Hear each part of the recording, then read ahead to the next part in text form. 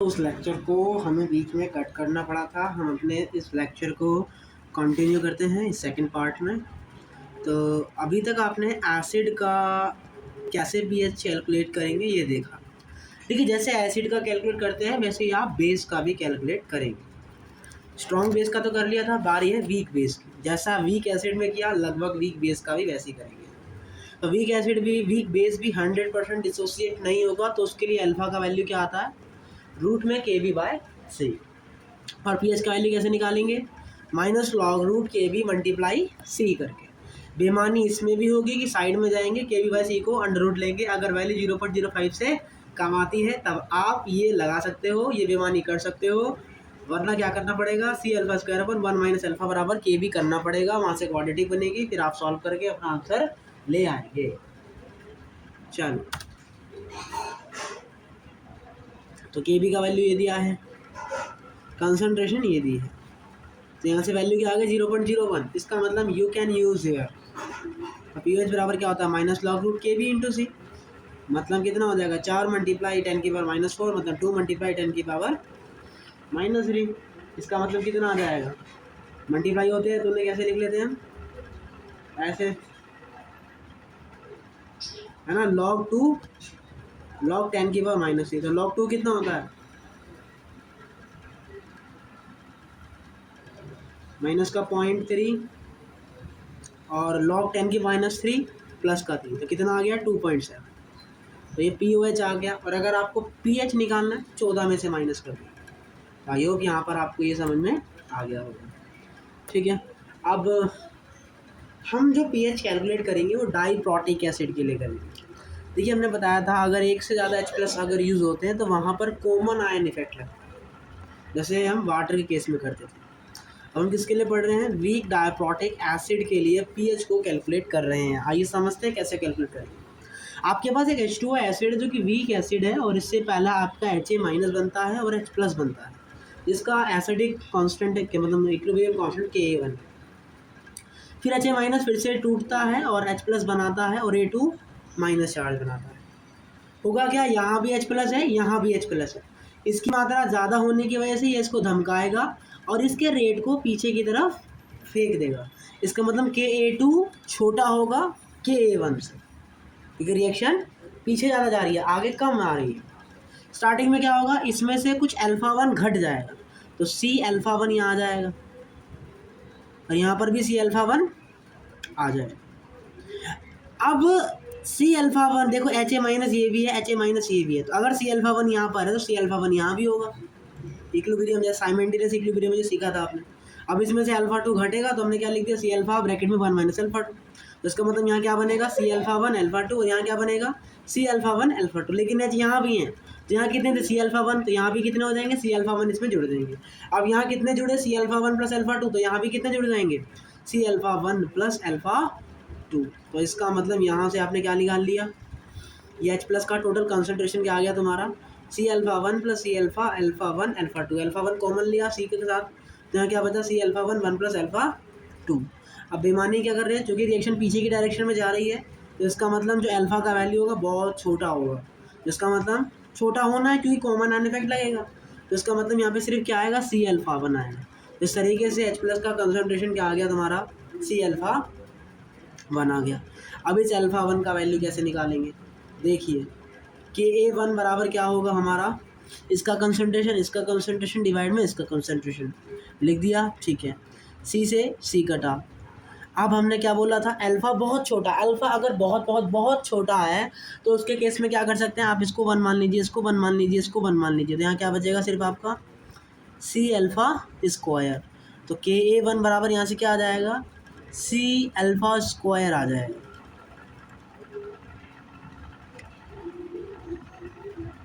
और ऐसे ही Ka2 के लिए अब तो C∝² आ गया, तो वहाँ से Ka का वैल्यू क्या आ जाएगा, मतलब अल्फा1 का वैल्यू क्या आ जाएगा, अंडर रूट में Ka/C। लेकिन यहाँ भी आपने बेमानी करी है, तो यहाँ भी हम क्या करेंगे, जब भी हमें पीएच कैलकुलेट करना होगा डाइप्रोटिक एसिड के लिए, तो वहाँ पर हम Ka1 वैल्यू का यूज़ लेते हैं, क्योंकि Ka1 का वैल्यू ज़्यादा है, इसका कांस्टेंट ज़्यादा है, इसका मतलब यहाँ पर कंसंट्रेशन ज़्यादा होगी। तो हम कौन सा K यूज़ करेंगे, यही वाला K1 यहाँ पे यूज़ करते हुए नज़र आएंगे। तो और पी एच क्या निकलेगा, minus log root K A one सी से। के ए टू निकालना होगा तो कैसे करेंगे, डिवाइड वगैरह करेंगे, यहाँ पे सबकी कंसंट्रेशन रखी, डिवाइड करा, और तो यहाँ से ये वन रखा, ये वन रखा, तो यहाँ से अपना वैल्यू क्या आ गया, C alpha one alpha two. तो के ए टू क्या होता है हमारा, C alpha one alpha two. याद करने वाली बात क्या है कि चारों बात याद रखेंगे, अल्फ़ा वन बराबर root K A one C. H plus का कंसंट्रेशन क्या आता है डाइप्रोटिक एसिड के लिए, सी अल्फ़ा वन आता है। पी एच बराबर क्या होगा, माइनस लॉग एच प्लस का कंसंट्रेशन या minus log root K A one सी। और अल्फ़ा टू कैलकुलेट करने के लिए क्या करेंगे, आप के ए टू को एच प्लस के कंसंट्रेशन से भाग कर दीजिए, तो आपको क्या मिल जाएगा, अल्फ़ा टू मिल जाएगा। और ए टू माइनस कैसे निकलेगा, ए टू माइनस कैसे निकलेगा, C alpha one multiply alpha two करने से आपको क्या मिल जाएगा, ए टू माइनस मिल जाएगा। अगर आपने गड़बड़ी करी है, आपने बेईमानी करी है, तब जो ए टू माइनस है वो के ए टू के बराबर हो जाएगा। लेकिन अगर बेईमानी नहीं करी है तब A two minus is not equal to C alpha one alpha two. लेकिन मेंस लेवल की बात करें, नीट के लेवल की बात करें, तो इतने में काम चल जाएगा। आप इतना यहाँ पे याद रख सकते हैं कि अल्फ़ा वन बराबर K one by C, H plus का concentration root K A one सी। सब में आपको यही देखने को मिल रहा है, अभी तक हम जो पढ़ के आए हैं। एक्स्ट्रा बात सिर्फ यही है कि अल्फ़ा टू बराबर K A two upon concentration of H plus and A two minus is equal to C alpha one alpha two. चलिए कुछ एक आध क्वेश्चन करते हैं और अपने टॉपिक को थोड़ा सा और मजबूत करते हैं।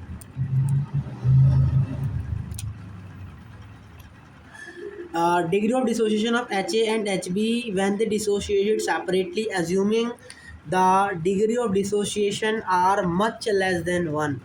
मतलब इनका जो डिग्री ऑफ डिसोसिएशन है वो 1 से काफ़ी कम है। तो हमने क्या पढ़ाया था, यहाँ पे डिग्री ऑफ डिसोसिएशन क्या आता है, के वन अपॉन के टू बराबर क्या जी, alpha one upon alpha two. यहाँ पर क्या आ जाएगा इसका रेशो, ये आ जाएगा। ठीक है, ऐसे ये सारे क्वेश्चन कर सकते हैं आप। एक क्वेश्चन हम ये वाला करते हैं यहाँ पे ट्राई।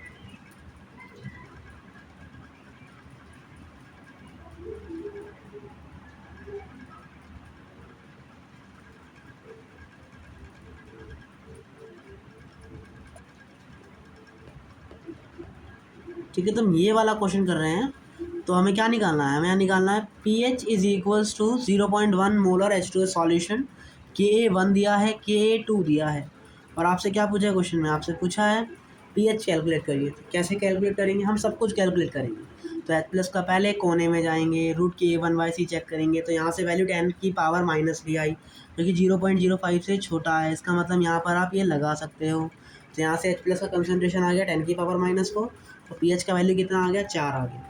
अब अगर आपको के ए टू का वैल्यू दे रखा है, अगर आपको क्या निकालना हो, अल्फ़ा टू निकालना हो, तो के ए टू को किससे डिवाइड करोगे, एच प्लस की कंसनट्रेशन से। तो इस तरीके से वैल्यू कितना आ जाएगा हमारा, 10 की पावर माइनस 10 आ जाएगा। और एच टू माइनस कैसे निकालेंगे, C alpha one alpha two, जो किसके बराबर आएगा, के ए टू के बराबर ही आएगा। लेकिन कब, जब आप ये बेईमानी करेंगे। ठीक है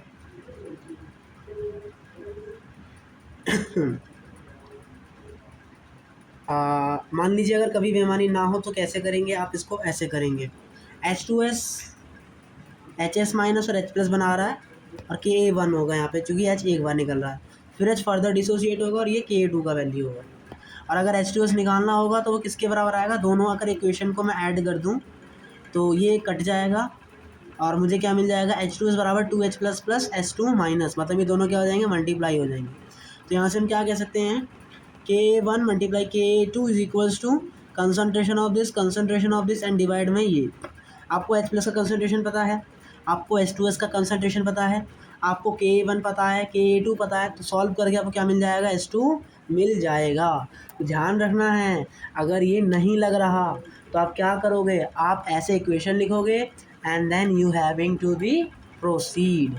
चलिए ये क्वेश्चन करते हैं थोड़ा सा, देखिए। कैलकुलेट S2 माइनस, अरे ये क्या, कैलकुलेट S2 माइनस सॉल्यूशन और original having 0.1 molar HCl, 0.1 molar H2S, Ka 1.4 into 10⁻⁻7 and Ka2 is equals to 10 Ka2 दे दिया आपको, क्या दे दिया आपको? Ka2 दे दिया। और आपसे क्या पूछा? S2 माइनस यहाँ पे कैलकुलेट करने को बोला है। क्या ये कोई ऑप्शन में है? नहीं है। इसका मतलब यहाँ पे कोई लफड़ा नहीं लग रहा, इसका मतलब यहाँ पे ये Ka2 के बराबर नहीं है। तो फिर क्या करेंगे देखिए, तो फिर आप ही ने बताया था आप H2S का पहले पूरा इक्वेशन लिख लीजिए, इसका कोई ज़रूरत ही नहीं पड़ेगा HCl का। हाँ इसका ज़रूरत पड़ेगा, ये किसका कंसनट्रेशन देगा? ये टोटल H प्लस का कंसनट्रेशन देगा, और यहाँ से टोटल H प्लस का कंसनट्रेशन कितना आ रहा है? 0.1 आ रहा है। तो ये H प्लस का कंसनट्रेशन मिल गया, बात ख़त्म। चलिए अपना काम करते हैं। तो H2S का जब हमने इक्वेशन लिखा था तो वो क्या आया था? H2S 2H प्लस और H2 माइनस में ब्रेक होता है, और इसका जो कांस्टेंट है वो क्या आता है? इन दोनों को मल्टीप्लाई करने पर आता है। ऊपर वाली इक्वेशन में ये समझा था। तो H प्लस का square H2 minus and divide में H2S। अब इसका कंसंट्रेशन दिया है, इसका कंसंट्रेशन दिया है, इन दोनों का वैल्यू दिया है, दोनों को सॉल्व करेंगे तो यहाँ से अपना आंसर क्या आ जाएगा? यहाँ से अपना आंसर आ जाएगा 1.4 इंटू 10⁻⁻20 मोलर। तो इस तरीके से ये अपना यहाँ पे आंसर हो जाएगा। आई होप आपको ये क्वेश्चन यहाँ पे समझ में आया होगा, और अब आपका जो भी छोटा मोटा डाउट होगा they having to be clear. लेकिन अगर अब आपके पास मिक्सचर है, अगर 2 वीक एसिड हैं, मिक्सचर है, वो डायप्रोटिक वाले नहीं है, मिक्सचर है, मतलब एक HA एसिड आ गया और एक HB एसिड आ गया, दोनों ही वीक है, तो होगा क्या? ये A माइनस निकालेगा, ये H प्लस बनाएगा, ये B माइनस निकालेगा, ये H प्लस बनाएगा, ये पहले टूटेगा तो यहाँ C1 अल्फ़ा बनाएगा, तो यहाँ भी C1 अल्फ़ा 1 ऑटोमेटिकली आ जाएगा। टर टैं टैं टैं वाली आवाज़ से, है ना, अभी पढ़ा था ना हमने इक्विलिब्रियम में, केमिकल इक्विलिब्रियम में। अब इसमें से फर्दर C2 अल्फ़ा 2 कम होगा तो यहाँ जुड़ जाएगा, और यहाँ से भी टैं टैं टैं आ जाएगी, तो ये यहाँ पर पहुँच जाएगा। तो इस तरीके से H प्लस का जो टोटल कंसंट्रेशन होगा वो क्या होगा? C1 alpha 1 plus C2 alpha 2। H plus का टोटल कंसंट्रेशन आ गया, Ka1 लिखते हैं तो Ka1 बराबर क्या होगा? इसका कंसंट्रेशन डिवाइड में ये, Ka2 इसका कंसंट्रेशन डिवाइड में ये। तो अब क्या होगा? इसको हम 1 टाइम्स कर देते हैं, इसको भी हम 1 टाइम्स कर देते हैं। तो यहाँ से Ka1 का वैल्यू क्या आ गया? Alpha 1 C1 alpha 1 plus C2 alpha 2, और Ka2 का वैल्यू क्या आ गया? Alpha 2 C1 alpha 1 plus C2 alpha 2 आ गया। तो इस तरीके से आप Ka1 Ka2 का वैल्यू यहाँ पे निकाल सकते हैं।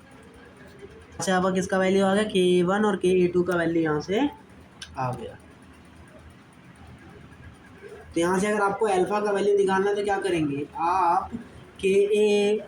अल्फ़ा का वैल्यू कैसे लिखेंगे? अब Ka1 को Ka2 से अगर मैं भाग करता हूँ तो क्या मिलेगा? इससे ये कट जाएगा, तो Ka1 अपॉन Ka2 बराबर क्या आ गया?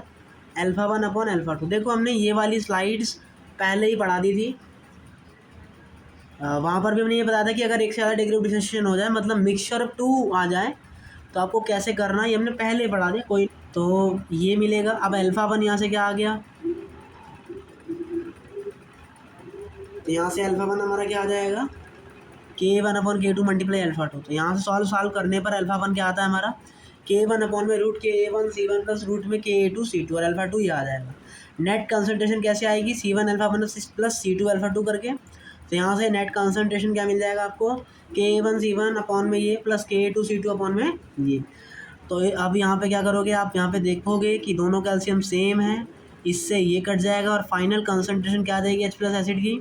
Root Ka1 C1 plus Ka2 C2 आ जाएगी।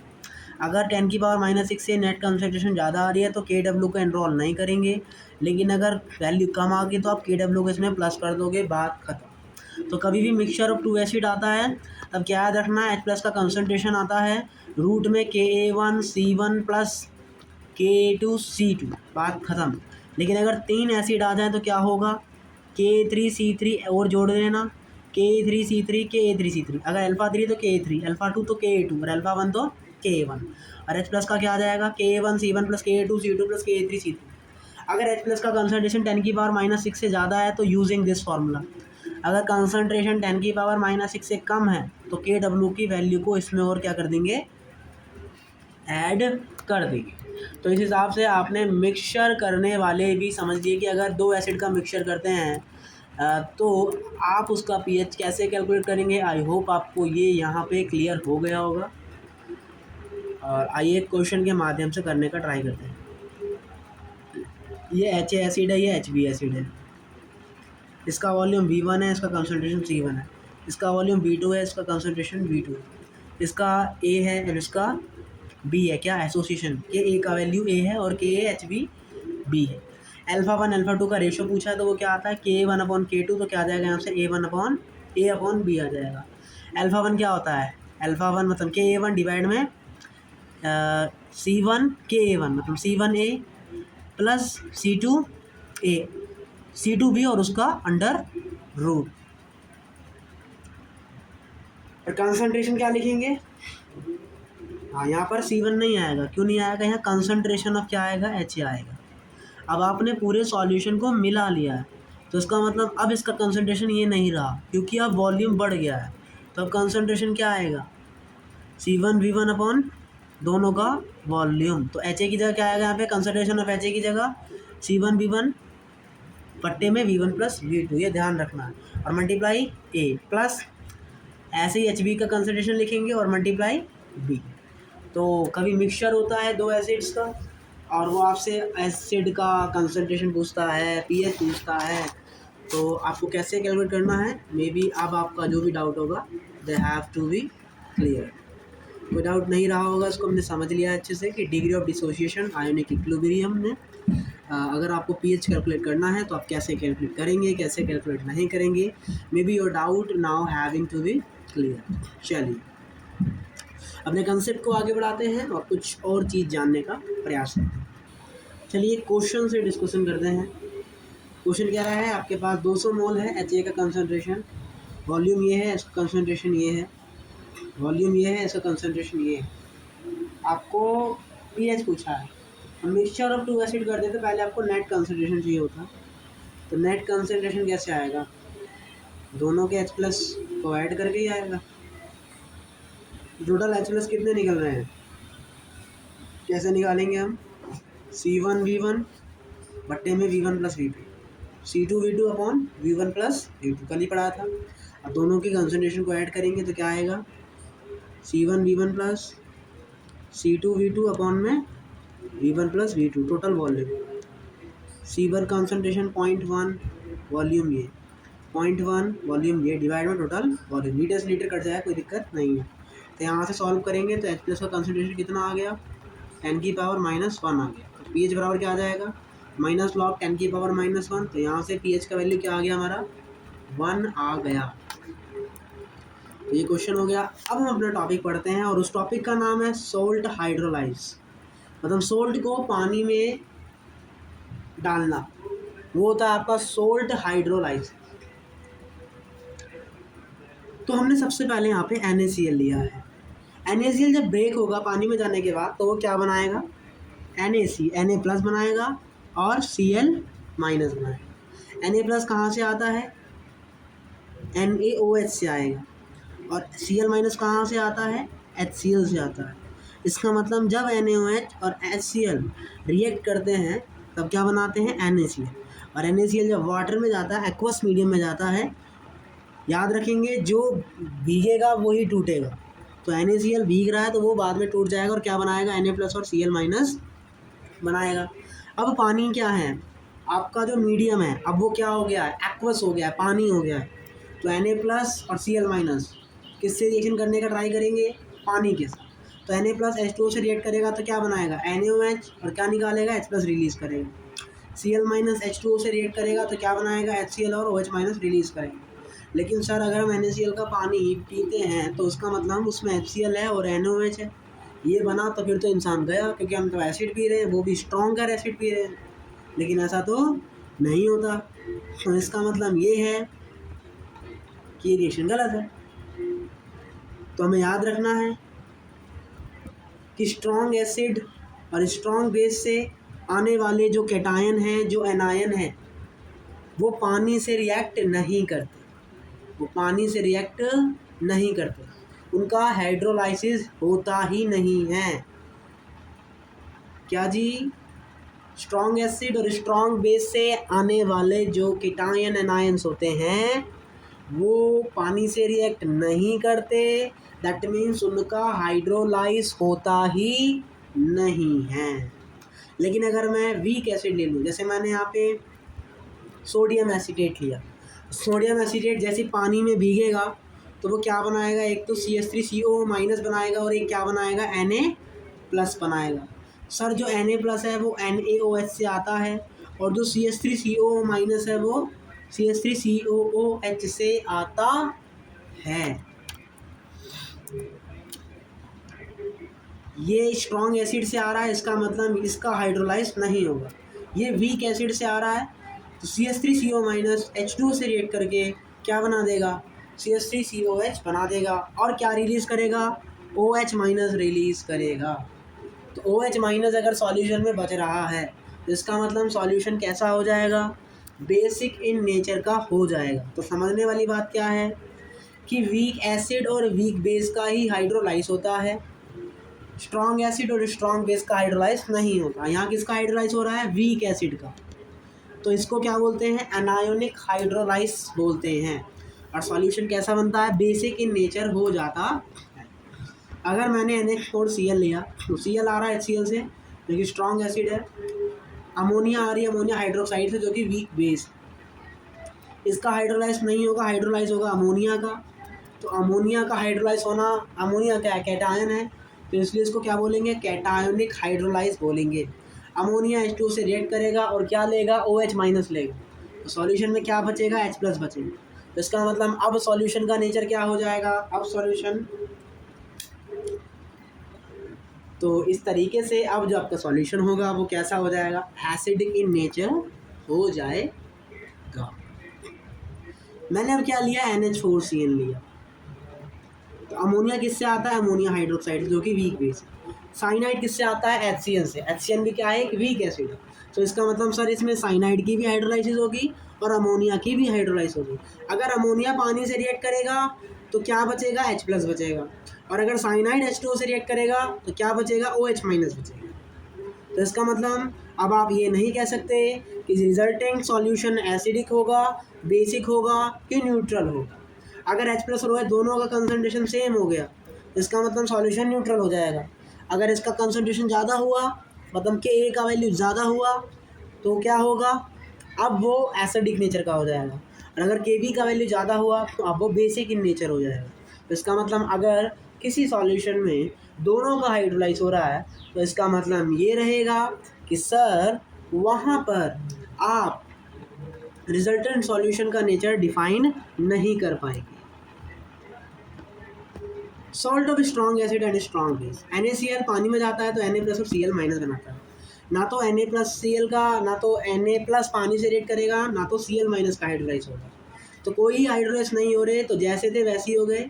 इसका मतलब सॉल्यूशन कैसा हो जाएगा, न्यूट्रल हो जाएगा। लेकिन अगर सर हमें टेम्परेचर कितना दिया है, 25 डिग्री सेल्सियस, तो 25 डिग्री सेल्सियस पर न्यूट्रल पॉइंट कहाँ आता है, 7 आता है। अगर बोलते हैं अगर टेम्परेचर इज़ ग्रेटर देन 25 है तो न्यूट्रल पॉइंट कहाँ आएगा, 7 से नीचे आएगा। लेकिन अगर लेस देन 25 है तो न्यूट्रल पॉइंट कहाँ आएगा, 7 से ज़्यादा आएगा। तो याद रखना है कि टेम्परेचर आपसे क्या पूछा गया है क्वेश्चन के अंदर। चलिए अब हमने सॉल्यूशन लिया है स्ट्रॉन्ग एसिड और वीक बेस का। तो स्ट्रॉन्ग जो NH4Cl है वो पानी में घुलेगा और NH4+ और Cl माइनस बनाएगा। इसका हाइड्रोलाइज नहीं होगा, हाइड्रोलाइज सिर्फ इसका होगा। अगर मैंने इसका कंसंट्रेशन C मोलर लिया है तो इसका कंसंट्रेशन भी क्या होगा, C मोलर ही होगा। अब अमोनिया पानी से रिएक्ट करेगा और क्या बनाएगा, अमोनिया हाइड्रोक्साइड, और क्या बनाएगा, H+ और छोड़ देगा। अगर इसका कंसंट्रेशन स्टार्टिंग में C था तो इन दोनों का स्टार्टिंग में कितना होगा, 0 मैंने माना कि जो डिसोसिएशन है वो अगर एसोसिएशन जो हो रहा है अगर वो H है तो इसमें से कितना कम हो जाएगा, CH कम हो जाएगा। तो यहाँ क्या बचेगा, C ब्रैकेट में 1 - H, और यहाँ क्या बचेगा हमारा, CH बचेगा। यहाँ भी क्या बनेगा, CH बनेगा। और इसके कांस्टेंट को मैंने क्या नाम दे दिया, KH नाम दे दिया। तो KH बराबर मेरा क्या आएगा, NH4OH का कंसनट्रेशन, H+ का कंसनट्रेशन डिवाइड में NH4+ का कंसनट्रेशन आएगा। ठीक है। अब अगर मैं क्या करूँ, ऊपर वाले पार्ट में OH माइनस से गुणा कर दूँ और नीचे भी OH माइनस से गुणा कर दूँ तो ये मेरा ये क्या बन जाएगा, KW बन जाएगा, आयोनिक प्रोडक्ट बन जाएगा। और अगर मैं ध्यान से देखूँ तो अगर मैं इसके लिए Kb का वैल्यू लिखता हूँ, NH4OH टूटेगा तो क्या बनाएगा, NH4 प्लस और OH माइनस, तो इसके लिए Kb का वैल्यू क्या आएगा, NH4 plus OH minus upon NH4OH। तो हम ध्यान से देखें तो ये 1/Kb लिखा है, तो इस तरीके से KH बराबर तुम्हारा क्या आ गया, KW अपॉन में KB आ गया, KW अपॉन में KB। इसका कंसंट्रेशन कितना है CH, इसका कंसंट्रेशन कितना है CH, इसका कंसंट्रेशन कितना है NH4 प्लस का C1 माइनस H, इससे ये कटा तो यहाँ क्या बचेगा CH² अपॉन 1 माइनस H। अगर H बहुत छोटा है 1 से तो यहाँ क्या बचेगा CH²। तो इस तरीके से यहाँ पर KH का वैल्यू क्या आ जाएगा, KW रूट में CKB, और H प्लस का कंसंट्रेशन क्या आ जाएगा, C से मल्टीप्लाई करेंगे तो क्या आएगा, रूट KW/KB मल्टीप्लाई में C। तो यहाँ से pH बराबर तुम्हारा क्या आ जाएगा, minus log root KW/KB multiply में C। ये रूट है मतलब हाफ है, हाफ की पावर को बाहर लिख सकते हैं, तो यहाँ ये बचेगा। अब इसको और इसको मैंने माइनस कर दिया, हम पता है A/B को log A minus log B लिख सकते हैं, और ये मल्टीप्लाई है तो क्या लिख सकते हैं, log A प्लस B। तो माइनस हाफ ब्रैकेट में log KW plus log C minus में log KB, log KW log B log C minus से अंडर मल्टीप्लाई करा तो क्या बन गया, ये minus log KW plus log KB और minus log C। Minus log KW क्या होता है, PKW होता है, तो ये क्या बन जाएगा, PKW बन जाएगा। ये प्लस log KB है तो ये क्या बन जाएगा, माइनस PKB बन जाएगा। तो फाइनली हमको जो फॉर्मूला याद रखना है पीएच का, अगर कैटायोनिक हाइड्रोलाइज हो रहा है तो उसके केस में पीएच का फॉर्मूला क्या आता है, हाफ ब्रैकेट में PKW minus PKB minus log C। H बराबर क्या आता है, H क्या है, ये डिसोसिएशन है, कैसे निकालते हैं, मोल्स कितने हाइड्रोलाइज हुए डिवाइड में उसके इनिशियल मोल्स। तो H बराबर क्या आएगा, रूट में KW/CKB, और इसमें भी बेईमानी करनी है, अगर इन सब का वैल्यू 0.05 से कम आया तभी आप यहाँ पे नीचे वाली टर्म को नेगलेक्ट कर सकते हो, वरना आपको क्वाड्रेटिक बना के ही सॉल्व करना पड़ेगा। तो मेनली याद रखने वाली चीज़ क्या है, वो ये रही, KH बराबर होता है KW/KB, H बराबर होता है KW/KB एंड डिवाइड में से उसका अंडर रूट। H प्लस का कंसंट्रेशन क्या आता है, CKW/KB का अंडर रूट, और पीएच का वैल्यू क्या आता है, half PKW minus PKB minus log C उसका अंडर रूट। अगर KB का वैल्यू कम हुआ तो KH का वैल्यू बढ़ जाएगा, KH का वैल्यू बढ़ गया, KB का वैल्यू कम तो H का वैल्यू भी बढ़ जाएगा। तो मतलब मोल्स और ज़्यादा डिसोसिएट होंगे, मोल ज़्यादा डिसोसिएट होंगे तो इसका मतलब H प्लस का कंसंट्रेशन भी और भी ज़्यादा बढ़ेगा, और अगर H प्लस का कंसंट्रेशन बढ़ेगा तो यहाँ पर पीएच का वैल्यू क्या आ जाएगा, कम हो जाएगा, और अगर पीएच का वैल्यू कम हो जाएगा तो इसका मतलब है POH क्या हो जाएगा, बढ़ जाएगा। ये सारी इंपॉर्टेंट चीज़ें हमें यहाँ पे याद रखनी है। खूबसूरत बात क्या है, salt of strong acid and strong base when dissolved in water the pH is decided by water only as there is no chance of hydrolysation. इसीलिए वहाँ पे जो pH होगी कौन डिसाइड करेगा, वो वाटर डिसाइड करता हुआ आपको नज़र आएगा। चलिए क्वेश्चन करते हैं और अपने कंसेप्ट को थोड़ा सा और मजबूत कर लेते हैं। Question is asking to you the highest value, pH value का हाईएस्ट पीएच वैल्यू कहाँ है। NaCl में क्या होगा, कोई भी हाइड्रोलाइज नहीं होगा, तो इसका पीएच वैल्यू क्या आ जाएगा, 10⁻⁻⁻1। तो क्या आ जाएगा, पीएच यहाँ से 1 आ जाएगा। सॉरी पीएच 1 क्यों आएगा यहाँ पे, यहाँ तो न्यूट्रल पॉइंट हो गया ना, स्ट्रॉन्ग एसिड स्ट्रॉन्ग बेस है तो यहाँ पे पीएच कौन डिसाइड करेगा, वाटर। अगर 25 डिग्री सेल्सियस है तो यहाँ पे पीएच क्या आ जाएगी तुम्हारी, 10⁻7 आ जाएगी। अब यहाँ NH4Cl है तो एक अमोनियम हाइड्रोक्साइड से बना है और एक HCl से बना है,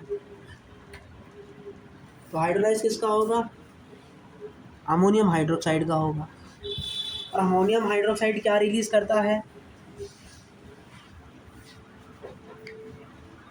अमोनियम हाइड्रोक्साइड एक बेस है, तो अमोनिया जब वाटर से रिएक्ट करेगा तो क्या बनाएगा, H+ रिलीज करेगा।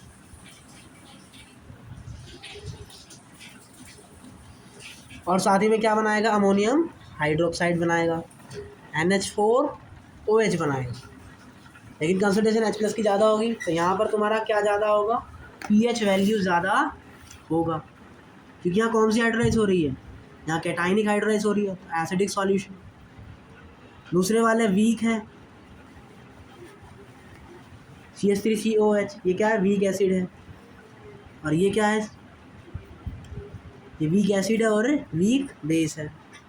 यहाँ किसका हाइड्रोलाइज होगा, एनायन का हाइड्रोलाइज होगा। तो सॉल्यूशन का नेचर क्या होगा, बेसिक। तो यहाँ पे पीएच का वैल्यू, पीओएच का वैल्यू तो ज़्यादा आएगा, लेकिन पीएच का वैल्यू कम हो जाएगा। तीसरा वाला तो हो ही नहीं सकता। तो दूसरा, अब इसकी बात करते हैं, 0.1 मोलर CH3CONH4। तो यहाँ पर एसिडिक सॉल्यूशन भी होगा और बेसिक सॉल्यूशन भी होगा।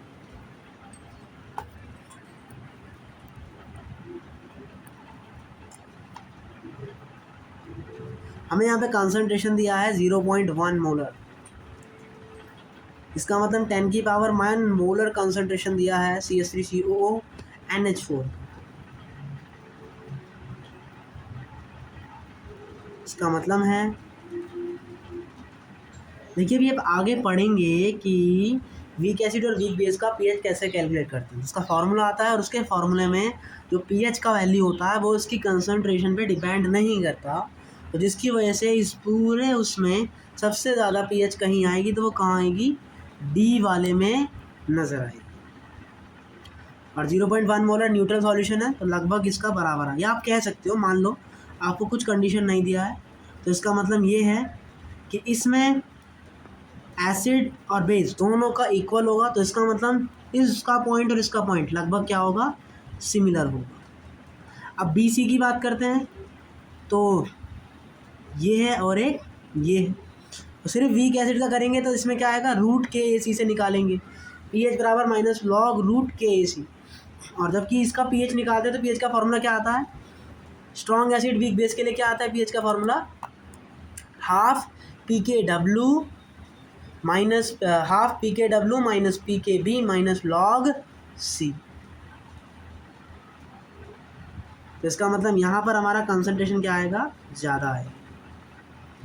या आप याद ही रख लो कि वीक एसिड है और एक तरफ स्ट्रॉन्ग एसिड और वीक बेस है, तो कंसंट्रेशन कहाँ ज़्यादा आएगी, यहीं ज़्यादा आएगी, क्योंकि नेचर क्या हो गया, बेसिक नेचर हो गया।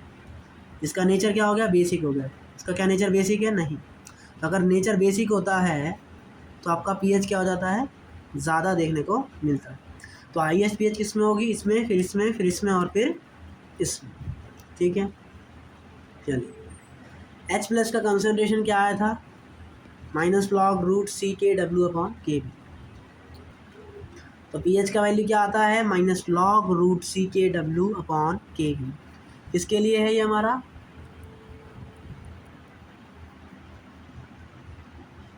ये किसके लिए वैल्यू आया हमारा, अभी जो आपने वीक एसिड और स्ट्रॉन्ग बेस का जो भी, वीक बेस और स्ट्रॉन्ग एसिड का जो भी केस पढ़ा था, तो उसमें पीएच का वैल्यू ये आया था ना हमारा, तो ये उसी का फॉर्मूला है। तो पीएच बराबर क्या होता है, -log/CKW/Kb। अब यहाँ देख लीजिए, यहाँ KWC/Kb आ रहा है, जबकि यहाँ क्या आ रहा है, KAC आ रहा है। अल्फा बराबर क्या होता है, √KA/C, जो कि 0.1 से क्या आएगा, कम आएगा।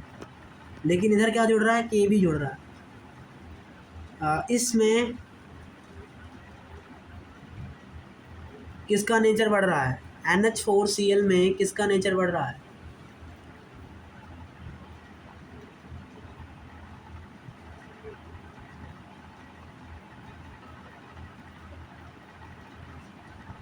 इसमें बेसिक नेचर बढ़ रहा है, तो पीएच का वैल्यू कम हो रहा है, पीओएच बढ़ रहा है। तो इसका मतलब इसमें पीएच का वैल्यू क्या हो रहा है, इंक्रीज हो रहा है, जबकि इसमें पीएच का वैल्यू डिक्रीज हो रहा है। क्यों डिक्रीज हो रहा है, क्योंकि यहाँ KAC का टर्म आ रहा है, लेकिन यहाँ क्या आ रहा है, डिवाइड में KB भी आ रहा है, तो KB डिनोट करेगा, KB भी आ गया। इसका मतलब पीएच की वैल्यू कम करेगा, इसका मतलब पीओएच की वैल्यू को बढ़ाएगा, इसका मतलब पीएच बढ़ेगा। तो इसीलिए हमने क्या बोला कि पीएच सबसे ज़्यादा किस में होगा, फिर इसमें, फिर इसमें और फिर इसमें। तो ऐसे चेक करते हैं कहाँ पीएच ज़्यादा, कहाँ पीएच कम। मेंस लेवल बात क्या याद रखनी है, कि जो भी हमने पढ़ाया वो हमेशा एप्लीकेबल होगा। फिर भी वो 0.05 नहीं होता, 0.01 होता है। सिर्फ इसी केस में 0.01 होता है। अल्फ़ा वाले केस में तो 0.05 ही है। एच वाले केस में कितना लेंगे? 0.1 लेंगे। कितना लेंगे? 0.1 लेंगे। ठीक है, तो ये सारी इंपॉर्टेंट बात है, सब लिखा हुआ है। यहाँ से क्वेश्चन है। क्वेश्चन ने क्या पूछा है? आपको ये सब कंसंट्रेशन दिया है। क्या पूछा है? डिक्रीजिंग ऑर्डर बताना है। AOH है, BOH है, COH है, DOH है। कंसंट्रेशन कहाँ ज़्यादा? हमें KH का डिक्रीजिंग ऑर्डर बनाना है। तो KH क्या होता है? मोल्स कितने डिसोसिएट हुए हैं वो अपना KH होता है। इक्विलिब्रियम कांस्टेंट एक तरीके का। तो डिग्री ऑफ डिसोसिएशन वहाँ ज़्यादा आएगा जहाँ कंसंट्रेशन कम रहेगी। यहाँ पे DOH कंसंट्रेशन सबसे कम है, इसका मतलब यहाँ पर ज़्यादा डिग्री ऑफ डिसोसिएशन हो रहा है। फिर कहाँ पर हो रहा है? फिर इसमें हो रहा है। सॉरी, मैंने उल्टा बोला। जहाँ पर इसका कंसंट्रेशन कम होगा वहाँ पर इसका डिग्री ऑफ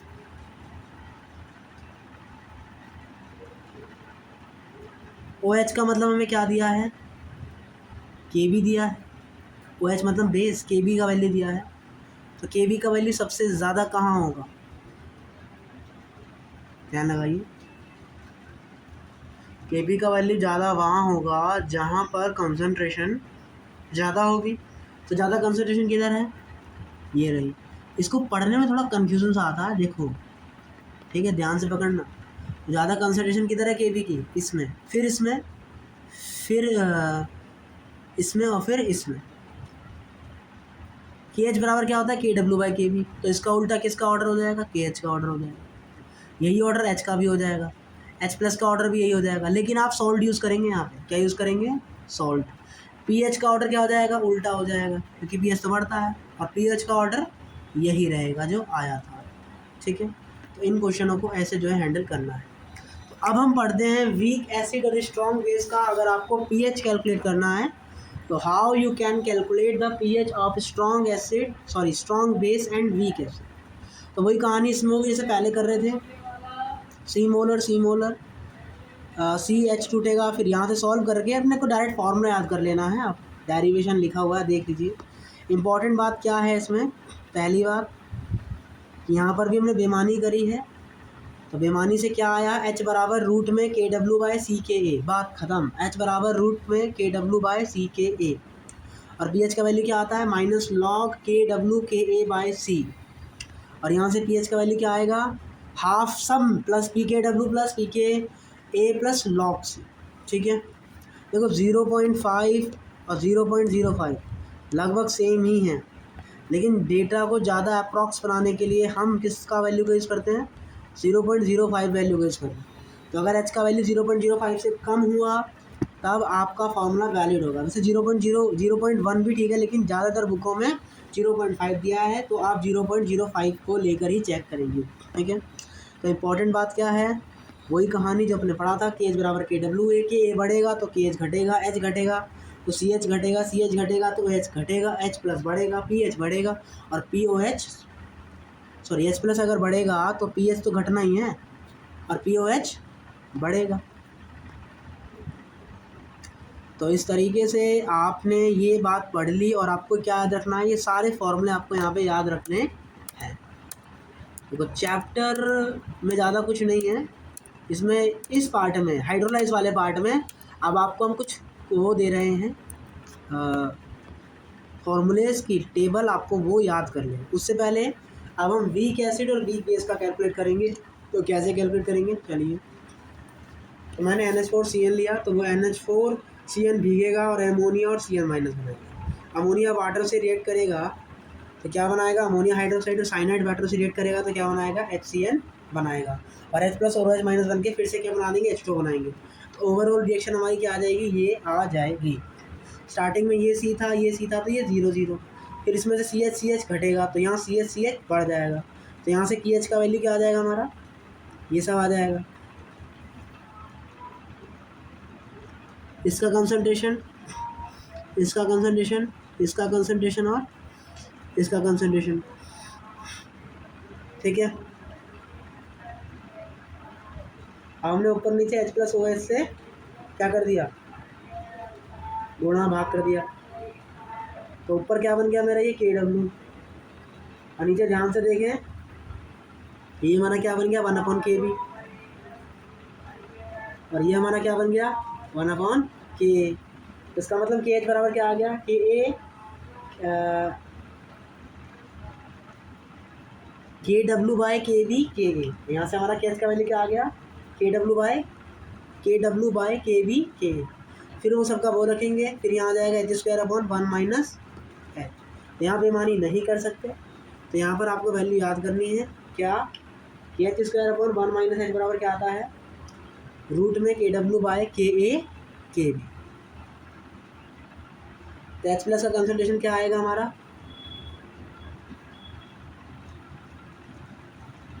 ये कंसंट्रेशन निकालना है, तो K बराबर क्या हो जाएगा, ये तो K बराबर क्या आ गया साइनाइड H प्लस HCl। तो H प्लस का कंसंट्रेशन क्या आ गया KHCl/Cn - सबका कंसंट्रेशन लिखा, तो यहाँ से H प्लस बराबर क्या आ गया KA ब्रैकेट में H/1 - H, और इसका वैल्यू क्या आया रूट KW/KA KB। तो यहाँ हमने कोई बेमानी करी, ये फॉर्मूला हर तरफ लगेगा। तो यहाँ से फाइनल जो हमें याद कर लेना है वो ये है कि pH बराबर होता है माइनस लॉग रूट में KW KA बाय KB। तो इम्पॉर्टेंट बात, अगर वीक एसिड और वीक बेस है दोनों ही, उनका हाइड्रोलाइज हो रहा है, तो KH बराबर आता है KW by KA KB। H/1 - H बराबर KW बाय KA KB का अंडर रूट। H प्लस बराबर root KW KA by KB का अंडर रूट, और BH बराबर क्या आता है minus log KW KA by KB। तो ये सारी कहानी आपको याद रखनी है। Degree of hydrolysis of a salt is independent of the concentration of salt solution. क्या इसमें कोई सीक्रेट टर्म आ रहा है, नहीं। तो इसका मतलब डिग्री ऑफ हाइड्रोलाइसिस जो होते हैं सोल्ट वीक एसिड और वीक बेस के, उसका जो H प्लस का कंसंट्रेशन होता है ये कंसंट्रेशन पे डिपेंड ही नहीं करता। अगर KA का वैल्यू बड़ा आ गया तो pH क्या आएगी 25 डिग्री सेल्सियस पर <7 आएगी। अगर KB का वैल्यू बड़ा हो गया 25 डिग्री सेल्सियस पर pH का वैल्यू 7 से ज़्यादा आएगा, और K बराबर KB हो गया, तो H प्लस का वैल्यू मतलब pH का वैल्यू क्या आ जाएगा 7 के बराबर आ जाएगा। Salt solution can be neutral because of 2 reason. पहला, ना तो कैटायन हो ना तो एनायन हो, और दूसरा Ka बराबर KB हो जाए, किसकी हाइड्रोलाइसिस में, वीक एसिड और वीक बेस की हाइड्रोलाइसिस में। तो ये दोनों केस आपको याद रखना है। यहाँ बोला है कौन सा सॉल्यूशन न्यूट्रल है, ये तो न्यूट्रल है, ये न्यूट्रल नहीं है, क्योंकि यहाँ पे कौन सा एनायनिक पार्ट का जब हाइड्रोलाइज करते हैं तो क्या मिलता है बेसिक सॉल्यूशन। ये क्या है एसिडिक भी है और बेसिक भी है, तो ये क्या हो जाएगा न्यूट्रल हो जाएगा। तो एक ये न्यूट्रल हो गया और एक ये न्यूट्रल हो गया। कैसे, क्योंकि K बराबर मुझे क्या दे रखा है KB दे रखा है, तो यहाँ पर मुझे ये कहानी देखने को मिलेगी और कहीं मैं प्रेडिक्ट नहीं कर सकता, क्योंकि वहाँ पर मुझे उसके KB का वैल्यू नहीं दे रखा है। आई होप आपको अभी तक ये सारी कहानी समझ में आई होगी। आइए अब हम पढ़ रहे हैं C मोलर ऑफ Na2CO3, मतलब बार बार हाइड्रोलाइज करना, बार बार उसमें पानी मिलाते रहना। Na2CO3 को भिगाएंगे तो वो किस में टूटेगा, Na+ को कार्बोनेट में।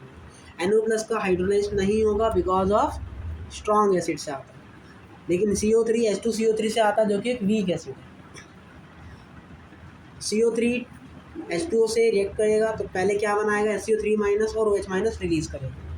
फर्दर SCO3 H2O से रिएक्ट करेगा और क्या बनाएगा H2CO3 और OH-। कहाँ पर कंसंट्रेशन ज़्यादा होगी OH- की, ऊपर वाले केस में, तो ये क्या करेगा इसको धमकाएगा, तो इसका जो कॉमन आयन इफेक्ट की वजह से रिएक्शन कहाँ जाएगी, पीछे की डायरेक्शन में शिफ्ट हो जाएगी। तो इसका मतलब कंसंट्रेशन कहाँ ज़्यादा आएगी, यहाँ ज़्यादा हमें देखने को मिलेगी। तो H+ का कंसंट्रेशन क्या आएगा तुम्हारा, अगर यहाँ से KH1 लिखते हैं तो वो क्या आता है KW/KH1 क्या आना चाहिए, बड़ा आना चाहिए। रिएक्शन कहाँ जा रही है, पीछे जा रही है, तो इसका मतलब KH1 क्या आना चाहिए, बहुत बड़ा आना चाहिए। तो KH1 बड़ा आने के लिए नीचे वैल्यू क्या होनी चाहिए, छोटी होनी चाहिए। तो छोटी वैल्यू किसकी होगी Ka2 की, तो इसका मतलब KH1 बराबर क्या हो जाएगा यहाँ से KW/Ka, और इसका वैल्यू क्या होना है, कम होना है, तो यहाँ पर क्या आएगा Ka1। तो इसका मतलब KH2 बराबर क्या आ जाएगा तुम्हारा, KW/Ka1 आ जाएगा। तो इसका मतलब यहाँ से H+ का कंसंट्रेशन किस पे डिपेंड करेगा, ऊपर वाले पे डिपेंड करेगा। क्यों डिपेंड करेगा,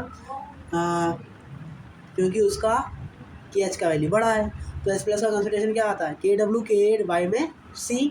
तो KW और K कौन सा आएगा, ये वाला Ka2 आप यहाँ पे यूज़ करेंगे और डिवाइड में कंसंट्रेशन। तो इस तरीके से याद रखना है कि अगर हाइड्रोलाइज बार बार होता है तो Ka का वैल्यू छोटा वाला लेते हैं। अब अगर मैंने Na3PO4 का किया तो PO4 3 माइनस किससे बनकर बना है, H3PO4, जो कि 3 बार हाइड्रोलाइज होगा। तो इसका मतलब PO3 H2 से रिएक्ट करेगा, PO4 2 माइनस बनाएगा, फर्दर रिएक्ट करेगा तो ये बनाएगा, फिर ये बनाएगा। सबसे बड़ा ये होगा, ये इसको धमकाएगा और ये वाला भी इसको धमकाएगा, तो ये दोनों रिएक्शन पीछे चली जाएगी। तो इसका मतलब अब कॉन्सेंट्रेशन किस पे डिपेंड करेगी, पहले वाली पे। तो इसका मतलब हम H+ का कंसंट्रेशन क्या आ जाएगा, रूट में KW Ka/C। K कौन सा यूज़ करेंगे, सबसे छोटा होगा, सबसे छोटा तीसरे वाले का होगा। तो यहाँ पर H+ का कंसंट्रेशन क्या आ जाएगा तुम्हारा, रूट में KW Ka3/C। तो फाइनली बात ये है कि हमने अभी तक जो भी पढ़ा, हमने ये सब पढ़ लिया कि हाइड्रोलाइज कैसे होता है, वीक एसिड का, स्ट्रॉन्ग एसिड का, या स्ट्रॉन्ग एसिड स्ट्रॉन्ग बेस का, या किसी का, वो सब हमने यहाँ पे पढ़ लिया है और चीज़ों को जान लिया है। और हमने ये भी जान लिया कि बार बार हाइड्रोलाइज करते हैं तो क्या होता है। अब हमें ये जो फॉर्मूलेज हैं वो अच्छे से रट लेने हैं कि KH बराबर क्या होता है, H बराबर क्या होता है, H+ का कंसंट्रेशन क्या होता है। तो ये सारे फॉर्मूले हमें रट लेने हैं, अच्छे से याद कर लेने हैं, क्योंकि सारी बातें अब इसी फॉर्मूले पे आपको देखने को मिलेगी। आपको कुछ समझ आया नहीं आया कोई नहीं, अब आपको डायरेक्ट ये फॉर्मूले सारे याद कर लेने हैं। और आपको कुछ होमवर्क में क्वेश्चन दिए हैं, ये सारे क्वेश्चन आपको होमवर्क में करके लेके आने हैं। आज की क्लास यही रखते हैं, तब तक के लिए टाटा बाय बाय, मिलते हैं कल नेक्स्ट लेक्चर में। तब तक के लिए thank you, tata bye bye, Jai Hind जय भारत।